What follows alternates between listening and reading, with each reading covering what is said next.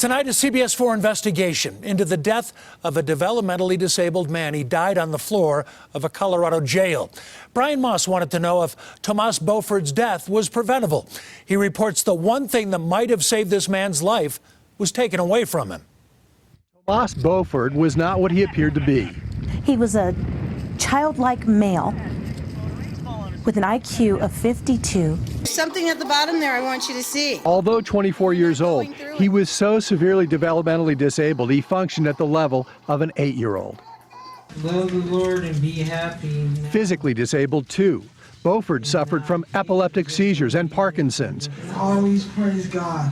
His mother, Tiffany Marsh. He was neglected to death, and that I will stand by that for the rest of my life.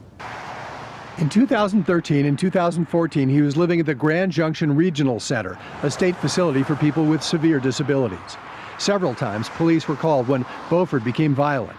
The last time he was arrested there in 2014, it was for fighting and acting sexually inappropriate. Beauford was sent to the Mesa County Jail. My son wasn't cared for in the right way. He wasn't cared for at all. I did not know my son was going to die in jail.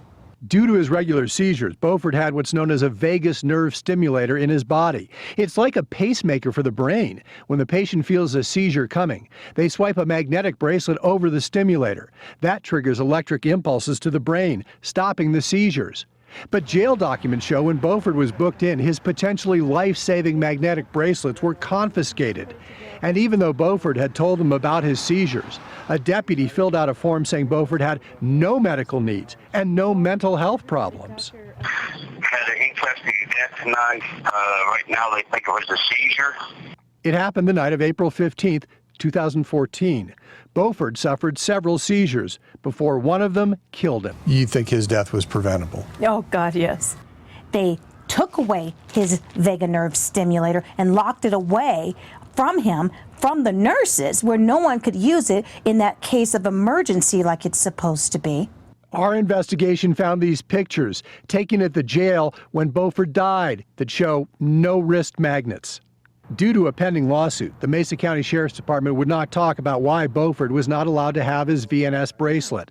But other jails are talking. We would absolutely allow them. The Jefferson County Sheriff's Department told us they allow inmates access to VNS bracelets. We have a female inmate who's been with us since February who has the VNS system. It's readily available. Readily available. They need to recognize that this is a medical device. David Lane represents Tomas Beauford's family. It could have stopped a seizure, it could have mitigated a seizure and made it not as bad as it was. I'm also extremely sad and scared. I'm scared for any other person who's in jail in a similar situation. And I miss him every day, and they took him away from me. They took him away from his brother and his sisters. Brian Moss, CBS 4 News. Most jails we contacted say they'd never had a prisoner with a VNS implant and bracelet, but most told us they would allow an inmate to use the bracelet if it was medical necessary.